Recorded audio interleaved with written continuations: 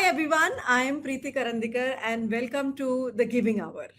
I'm so excited to speak to all of you and introduce you to this very special guest that I am really excited to have on this podcast today. And I'm sure at the end of the podcast, you're also going to be learning a lot of things and wanting to know more from Dr. Lopamudra Priyadarshini.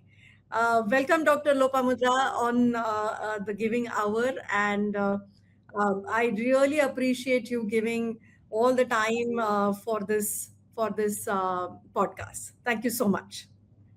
Thank you so much, Priti, and thank you everyone for being a part of this. And I think we are going to, have a very good and heartful discussion. Thank you so very much again to the Magic Bus for having me here in this platform. Absolutely. So definitely want to talk about some of the interesting and engaging things that you've done so far. And let me introduce you to the listeners today. Dr. Lopamudra has about more than 30 years of experience in the space of business, in the space of CSR, ESG, and social impact. She has really built frameworks, models, strategies for a lot of organizations to, build giving from just becoming just for it to become a little bit of charity than a proper strategic giving, a giving with a lot of meaning. So I really appreciate all the efforts and all the experience that we're going to have on this conversation today. And there's another thing that I'm really interested and intrigued about. And Dr. Lopamudra, I must say I didn't get time to read it, but I did sort of look up to looked at the book that you have co-authored called Women of Power, The Tale of Two Civilization. What a great idea. I mean, Mhm. your Indo-Greek heritage has really made a great contribution to really build the sensibility and the bridge between the civilization, the communities, and the culture, and looking at all of them from these two different lenses of the countries. So there are the women of power from the Indian context, the women of power from the Greek context, and I just really find that very fascinating. So looking forward to read more and hear more about that too. So that's that. And I think what when we were discussing about a lot of different areas of giving, one of the things that really came up in this conversation is about passion, patience, and perseverance.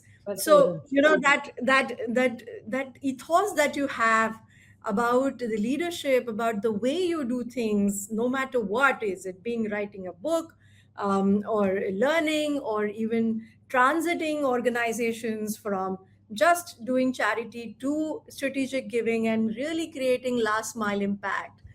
I believe all of these points are absolutely echoing for what the giving hour actually started was.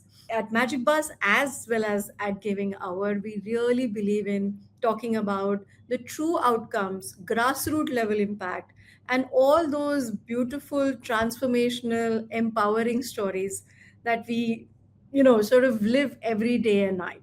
So thank you so much. I think you're the most sought after guest on the Giving Hour, and I am going to really enjoy this conversation.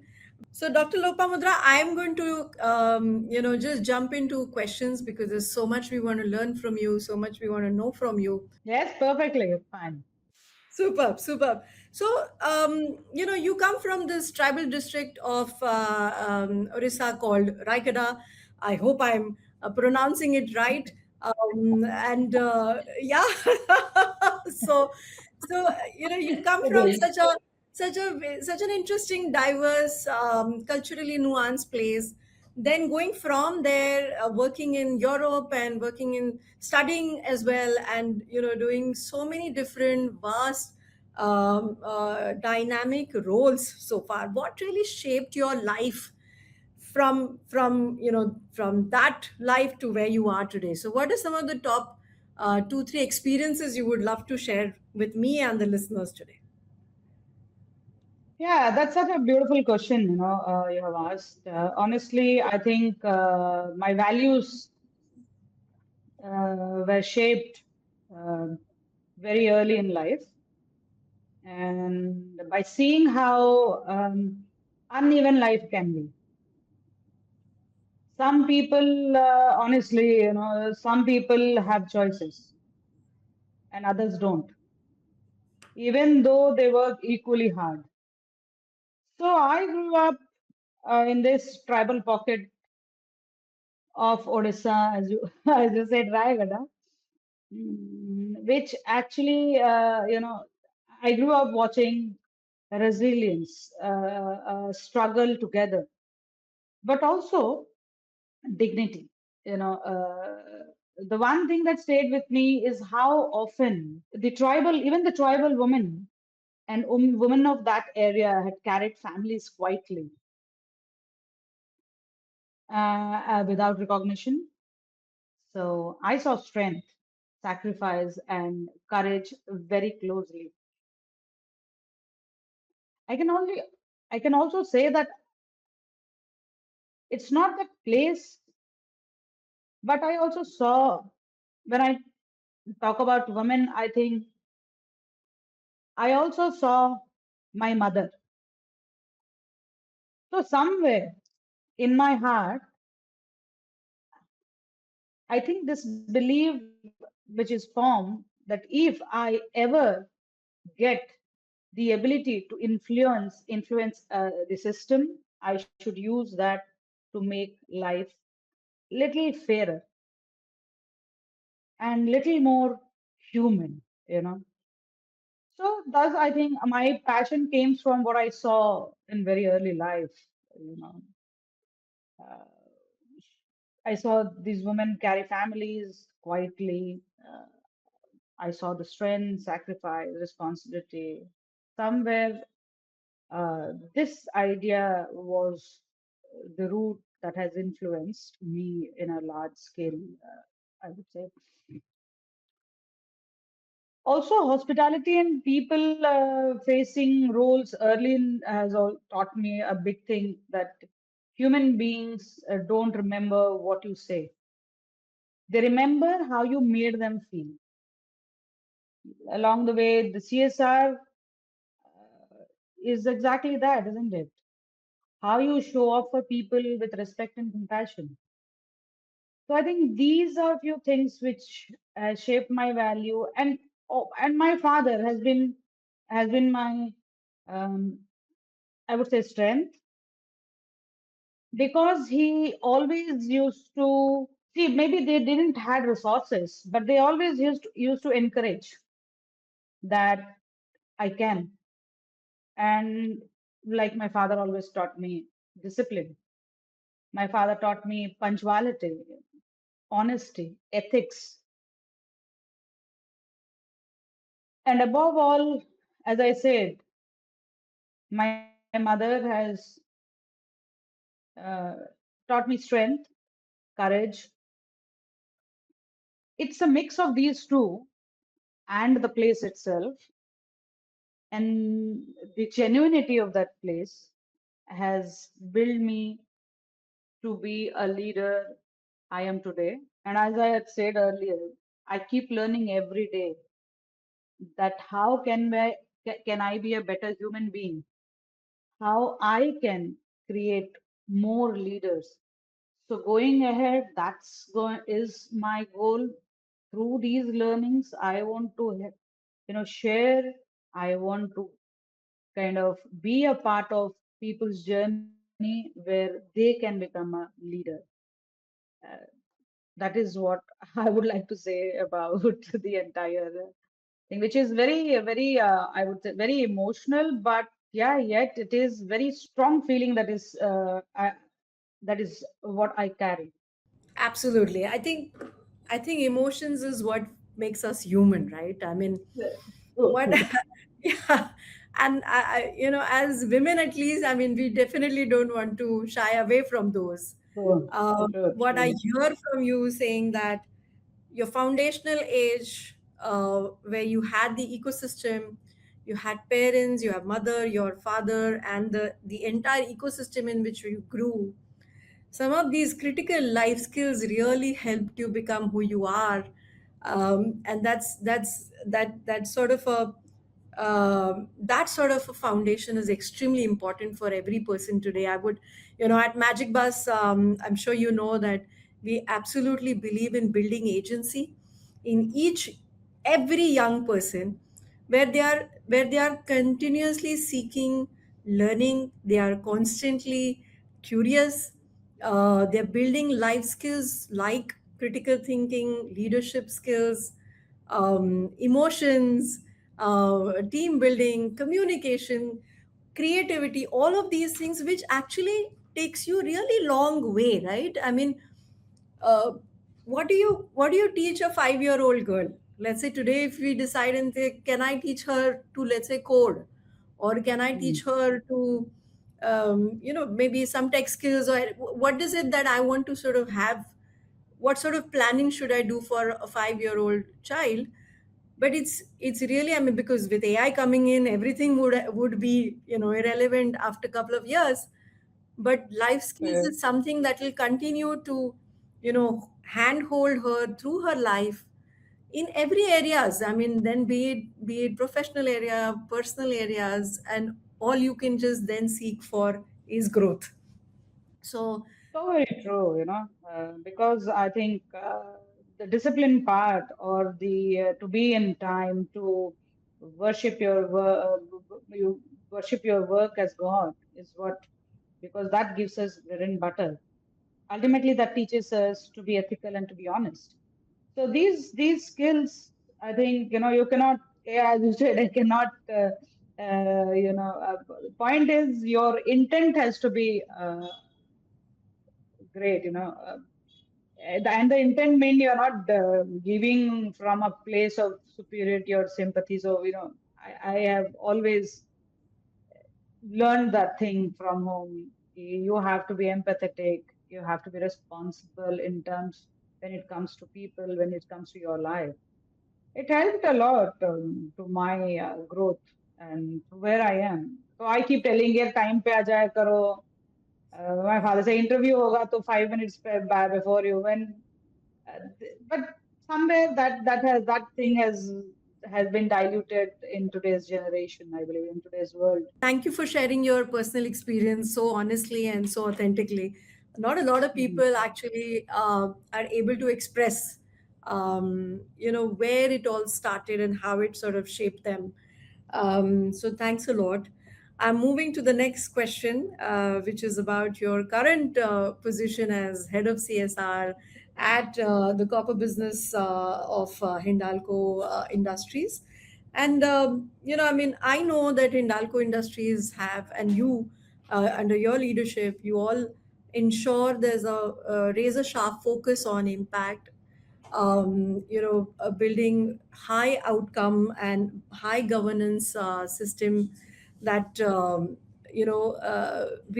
ensure that every last mile that you reach out to, that every program participant is, sort of really empowered in the meaningful way. So I really appreciate all the work that you and your team is doing at Hindalco. We have looked at some of the work that you have done under the project of Unnati and so on and so forth. But we would love to know more about, what is the kind of approach Hindalco is taking at CSR, and how is it that you're doing it differently. It'll be amazing to know that here today. Yeah, you're absolutely correct. I'm privileged to be a part of such a conglomerate who passionately and deeply, in their DNA, the belief is to serve the community and work for social development. And for where I am today, I think I will give this credit to the entire team members, whoever has been with me in various roles that I have taken, and this goes to them. Uh, not only that, but all those leaders and mentors in the organization, the clear vision of Dr. Rajashriji Birla, Dr. Ram, who had been guiding us to do, we are ABG is a force for good to do that. how can we a force for good is what. And without these their support, I don't think people like us could achieve anything in the organization. Along with that, I had great leaders who shaped me for who I am. One of the names I would say Mr. Bibhu Mishra is and Mr. Vishnu. And these people, when you're walking in this path, if you don't have support, see, I am never going to tell you that, everything I have done on my own and I did a genius work and I'm a genius. No, I'm not. I have been falling, I have been learning, I have been doing mistakes. And in all this, somewhere, someone has encouraged me after doing a grave mistake. Perhaps that has given me strength to do more, or that has given me strength. And believe me, when I started in hospitality, this was a case. I could not speak English, so and then gentleman said, "You just go say yes or no. You know yes or no how to say." I said, "हाँ साहब मुझे पता है." तो फिर बोलते हैं आप जाके बस इतना बोलो. So these kind of leaders are very much required in today's world. But coming back again to the CSR and Aditya Birla Group, so I would say in such kind of a large organization, it keeps evolving. So earlier, before 2013, when the mandate of CSR was on the companies, uh, Birlas and Tatas and many organizations were doing social work around their plant premises, around wherever they are and for the community. But CSR was often seen as doing good work. Obviously, that is very important. But today it has changed to a structure, measurable and sustainable, way. Still, I still remember our CEO, Copper Rohit Pathak, keeps telling that, okay, Lopa, everything is fine. You are doing a structure, we are doing, system processes, audit ready, but never ever we should forget that it is the community. So that community we have to work for. We have to love that community. Community should love us. That should show in our work in social work or CSR.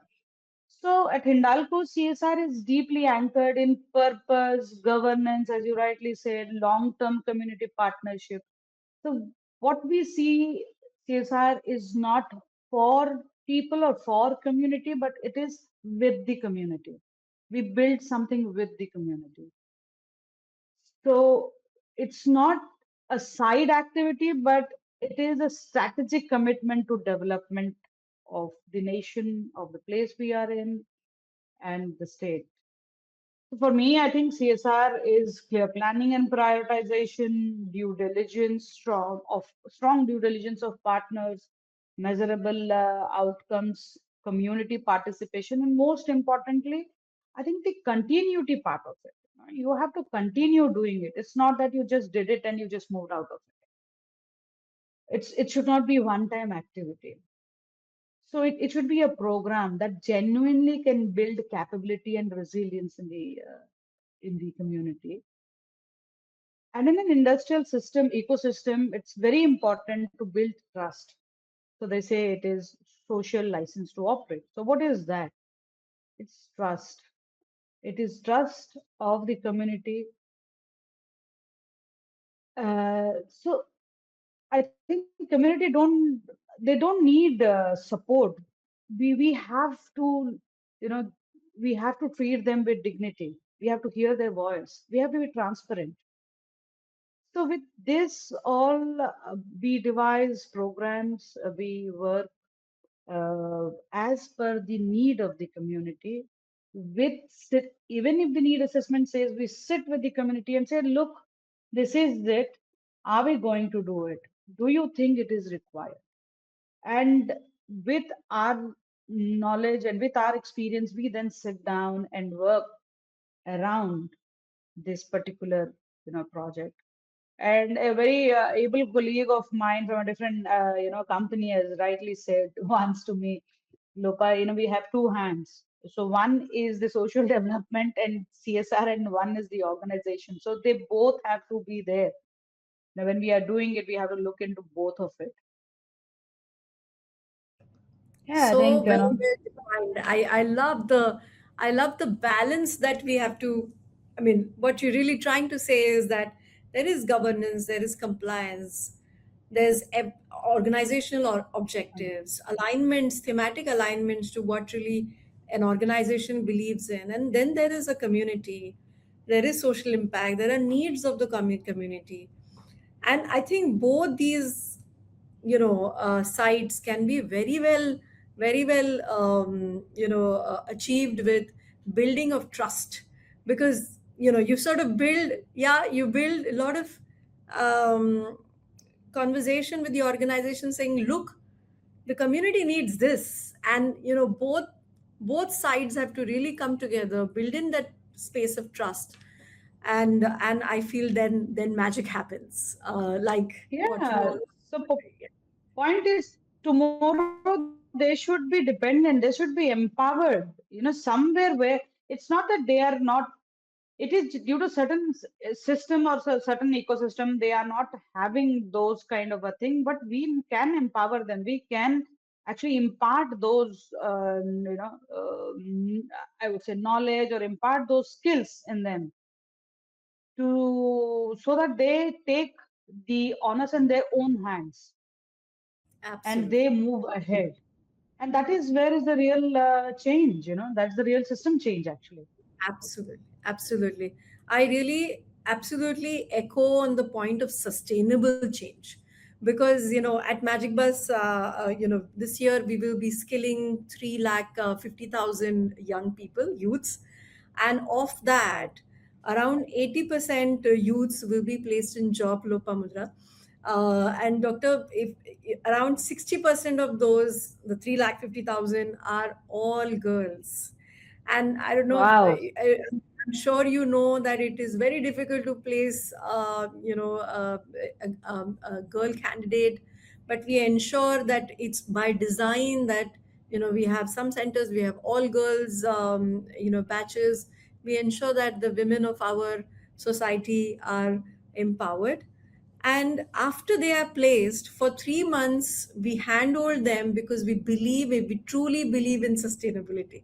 Because if you don't, you just place them, and tomorrow in 2 days, if they're going to leave, because they don't come from a formal working background, their parents are not from that background, they don't understand how. So we train them for 60 days, we place them in a respectable formal jobs. They are the first earners in their family, and we Families. also handhold them for 3 months, ensuring that is everything okay. Do they need any support? Do they have? Do they? Is there a problem in that particular job? Can we sort of, because we work with about 5,000 different employers. So do we need to place them in a different? Is that a right fit? Is it a safe environment for our girls who have been placed, and so on and so forth. So it feels nice when you're talking to someone who also believes in sustainable change, and so do we. So really nice to know this. Fantastic. I am so glad, because what we are also currently focusing on, how we can bring in, skill these girls and bring into our own organization, because we see that there is a huge gap. It's not about diversity, but it's about empowering them and bringing them to incorporate them in our system, diplomas, because we look for more such kind of and believe me, we hardly, rarely, and scarcely we find women in such kind of a trade.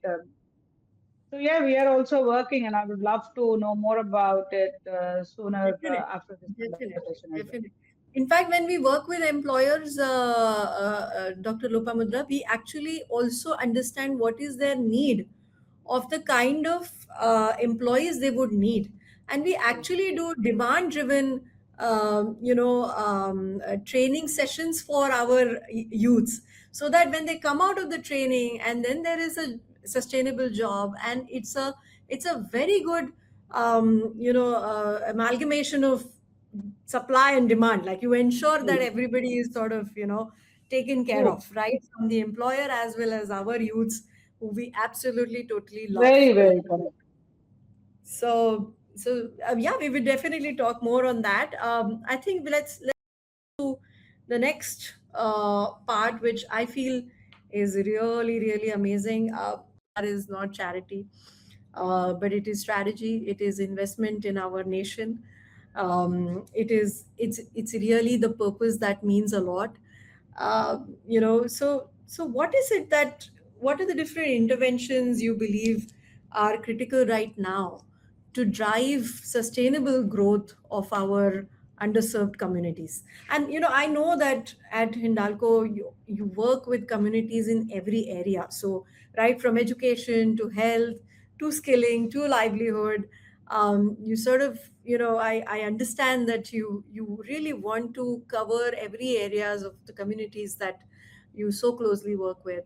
What are the right now, what really drives the sustainable inclusive development for our country? So yes, Yeah. I genuinely believe that. So yes, I genuinely, I truly and genuinely believe that CSR should move beyond charity, and because charity can give you relief, but strategy is that is what that is where you can create transformation. And in Aditya Birla Group, we work in five pillars, with focus areas, I would say: education, healthcare, sustainable livelihoods, rural infrastructure development, and social reforms.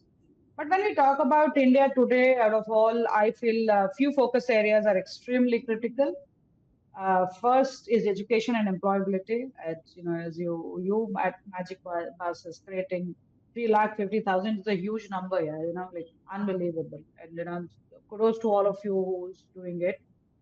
So education, I don't want to say that. I just not want to say that it is not schooling. It is life skills as you are doing, confidence, communication, job readiness. Who else can know better than Magic Buzz, who's doing so much, so people, skilling so many young girls.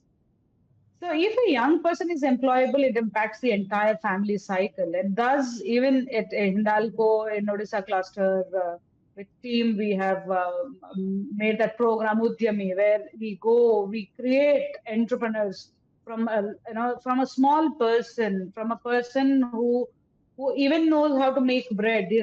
I will give you a case where they have gone to Kerala, and during the COVID, they came back and they were working in a bakery, and he had a passion, he had a thought that I will start a small bakery.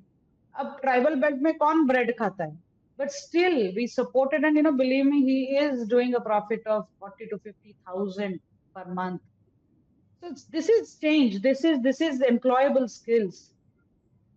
The second, I think, is in a woman economic empowerment. As you said, that it is very, very close to my heart. When women will earn, the entire household will improve. Your health, your education, nutrition, dignity. But it should be in spirit. When we are doing something, it should be not in letter but in spirit. So this is women-led enterprises, SHG strengthening. We keep on saying, reiterating that, but we have to do it truly. Like, when we talk about SSG, we have to work in the financial literacy. We are just writing the SSG का book लिखते हैं, SSG को बोलते हैं ये करना है वो करना है, but somewhere what we are lacking is that financial literacy. Women has to be financially independent. Thus, if even if we focus on the women-led enterprises, we do that. We work on the ability to manage their own finance, manage, and ensure that they are powerful, they are strong. Thus they can create further improvement in health, education, nutrition of their family, and overall the dignity. The third I would say again is health and well-being, primary health care. Today's day, I know we should look more into the mental well-being also.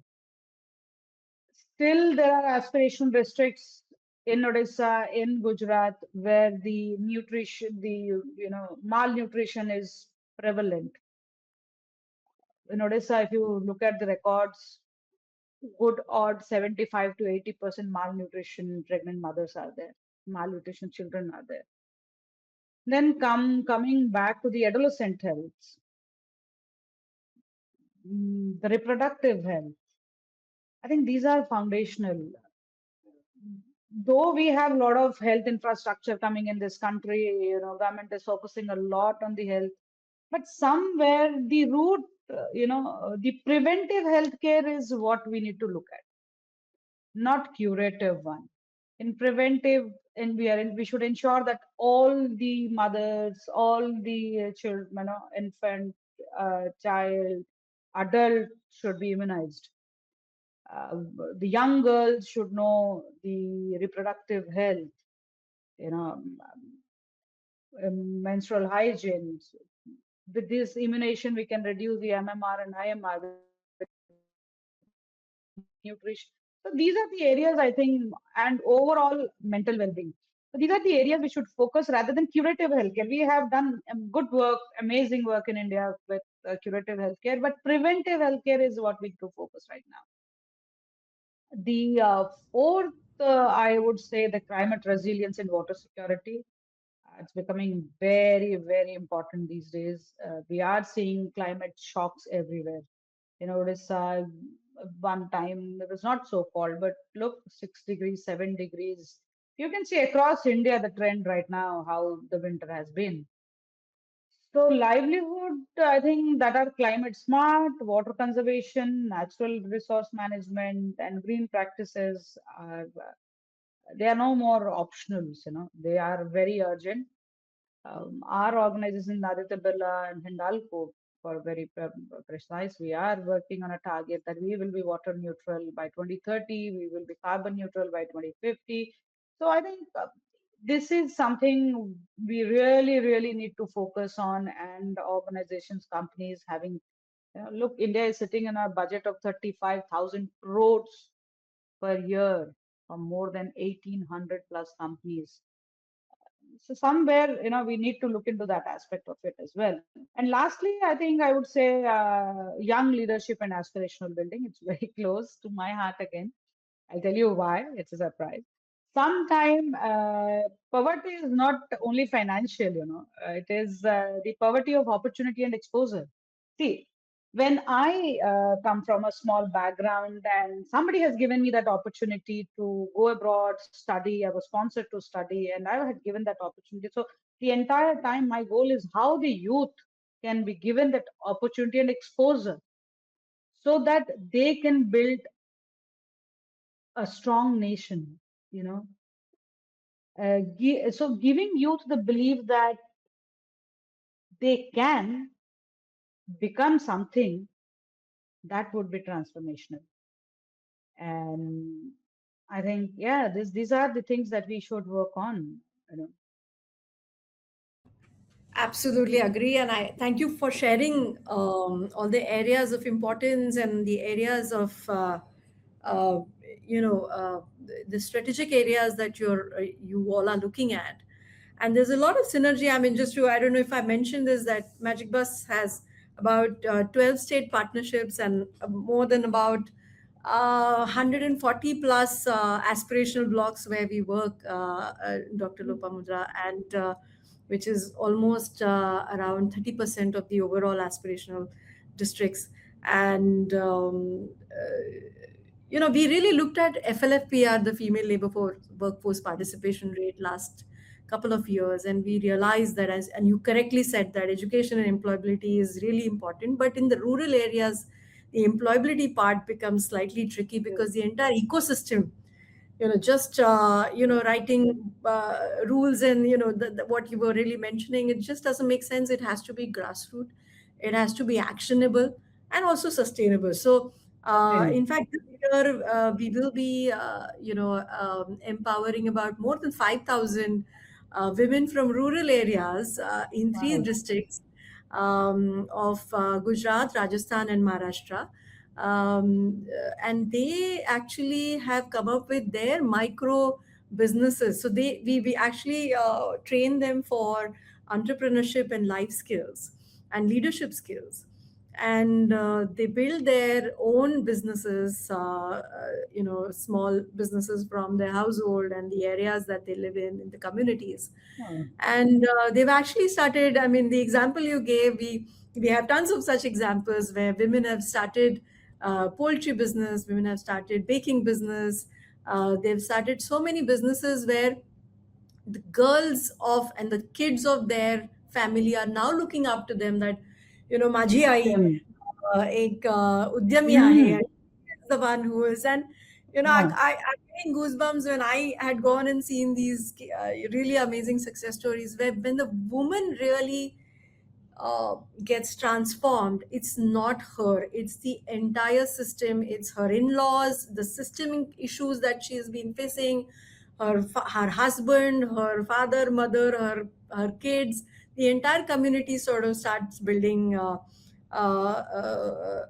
that voice, that one voice of growth. um, Yeah, and I think, we keep on, I keep on telling everyone, say today, whoever we are as women, we are here, or we are having a liberty, or we are doing certain things, somebody has paved that path for us. So we as a woman must make way or path for others to follow. So, some taboos are there, but it is okay. I am privileged to have twin daughters, and they are much more smarter. And as I was telling, they teach me a lot of things. They say, no, no, no, no, no, no, we will not do this, we will not do that. And I suddenly realize, yes, yes, I should also do it. Because sometimes I don't, I am. I feel reluctant to say no to some people. They say, no, no, no, no. Until unless you are not, you should say no. You should come out and say no. There is no, there's no shame for saying no. But generally, what we do in professional life and what we do in personal life, because we have to manage all that. Sometimes we pull back when it is our personal thing. So, but he said, no, no, no. It is all the same. You have to go with force and say, no, no, I cannot do it. It's not me, because that's not you. 10 million people are looking at you and saying that I'm going to follow. And will they follow such kind of a person who's having some doubt or something? No. So let's go with force. Let empower this woman so that others, even sons, they look at their mother and say, okay, now I'm the son of working, as you said. There's so many stories when you go to the rural pockets here, like amazing, amazing. I learned a lot. Again, one story I will tell you. There's a tribal woman whose husband has died. Husband had a bolero in the hilly terrains. Generally, Scorpios and boleros work. Now she is without any money or any livelihood. So she came to one of the incubation center in Raigada, and she said, "Acha, mere paas to kuch hai nahi, I don't have, but my husband has left, and I have learned from him how to fix it. So I can fix that Bolero. I know he had taught me how to drive it. So I will drive it. I will buy some कपड़ा. तो गांव-गांव में मैं जाके ये कपड़ा और ना चीजें मैं बेच के आऊंगी. तो आप मुझे थोड़ा सा हेल्प कर दो कि मुझे वो बोलेरो को थोड़ा सा रिपेयर करके मुझे आता है कैसे रिपेयर करना.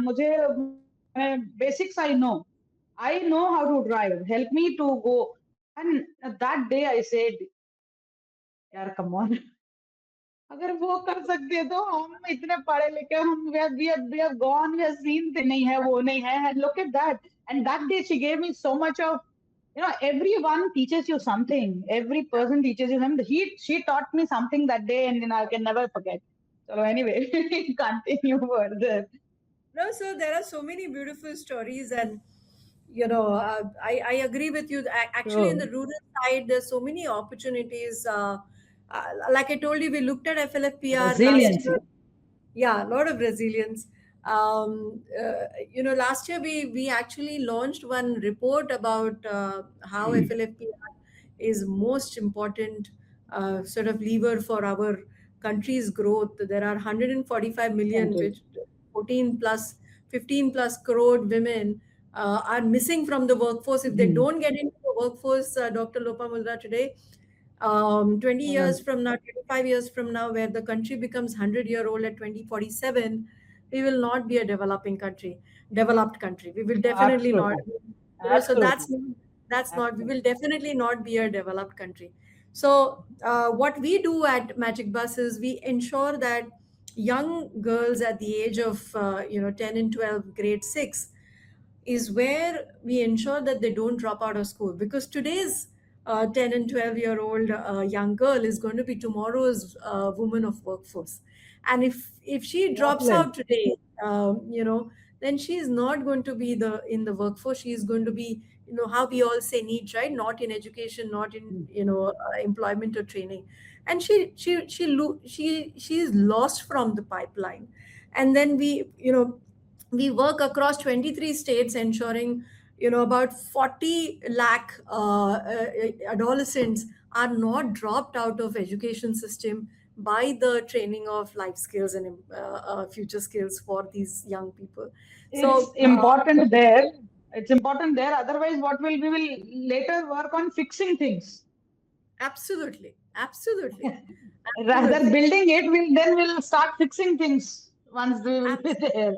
We're so very, absolutely. I'm so glad to hear this. So glad to hear about Magic Bus Yeah, interventions there. because So well. at a foundational, what is happening is in primary education, you grade to 5, 1 to 5, there is now there are a lot of amazing. There's Pratham working. There's so many amazing NGOs that are doing really good work in education. But what happens is the real dropout starts when the girl becomes of the age of, there is.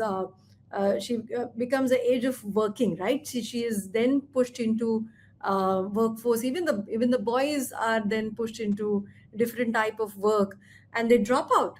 They are and then they are not, once they drop out of school, they are not True. going to come back to school.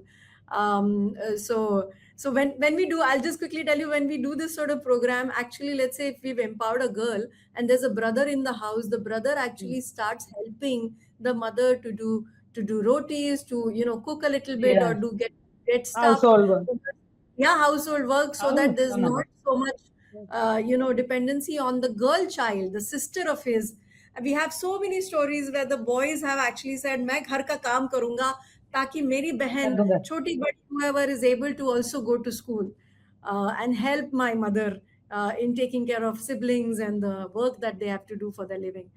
Okay, I'm coming to the next session, which is the last section of our podcast, and it's my most favorite, because we request all our guests who come on the podcast telling us three top advices, secrets of their life that we can learn, or even our listeners who are listening. What is it that you would like to tell us? What are the top three advices that you would like to tell us? It's a lovely question, and I love this question because I meet many young people who want to do meaningful work, but they also feel very overwhelmed. So Hmm. I generally say that don't want to advise. I would suggest that start where you are. So Hmm. you don't need the perfect role or perfect organization to create impact. Start with small actions. Learn, keep building. Day for yesterday, yesterday I was in the National Institute of Agricultural Management, Jaipur. 2 days back, I was in Ganpati University. So the only thing I will repeat same thing that I told them. The second thing I would say that be professional and ethical is very very important.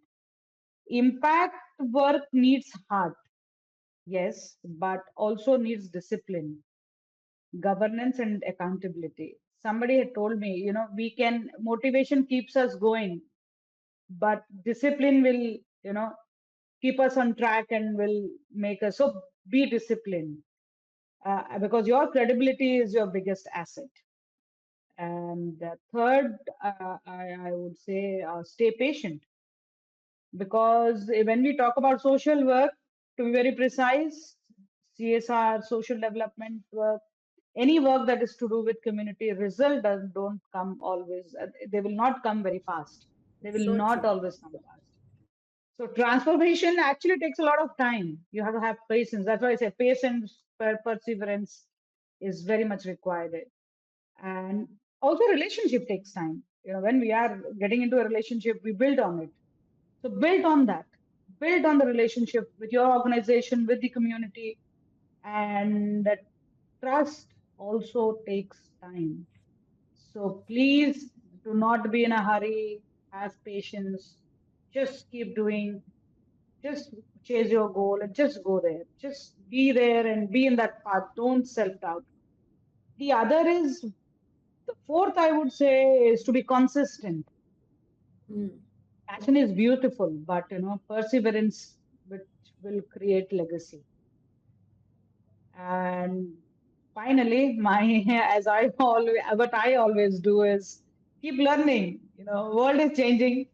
So there was philanthropy, then came CSR, then sustainability, now ESG, climate communities, compliances, everything is evolving. So we have to continuously learn, and learning cannot be negotiable. It is non-negotiable. And this learning will keep you always top of others and top of the in the industry as well. So I will always tell the young professional, there is a difference between education and knowledge. Degrees can give you an entry point, but learning gives you knowledge, and but your values and your learning mindset give you longevity. So this is where I always say you can and you will, as I always say to myself, I can and I will, and I did. So that also goes. What I did, I can only suggest that this is what is for all of you out there. Thank you. Thank you so much. I resonate and echo each of the points that you mentioned, especially the part of learning. I think if we don't have the curiosity of life and at large everything that's happening around us, I don't think we are human beings then. Also, one has to Right. sort of keep up the charter of learning all the time. I'm so happy that we spoke today, and I'm so happy you agreed to come on this podcast. I really, really thank you for the same. It feels really nice to talk to someone who is 100% or more aligning with your thoughts, aligning with your ethos, aligning with everything that we do at Magic Pass. Then the conversation only becomes more and more about how we can take it from here, right? And then other than just From there. discovering what it could be. So thank you so much for being here, and I would definitely come and meet you and know more about your learning journey. All the best for the same. It was so energizing to be with you, and also learning a lot about what Magic Bus is doing. So I have kept it in my mental checklist of bugging one of you to know more about it. And lovely to be in this platform. Thank you so very much for making part of it. And I think if we can create that small ripple through our interventions, we have done, our role in this life and in this world. So again, thank you very much, and lovely being here. Thank you. Thank you, Dr. Lopamudra, and see you soon.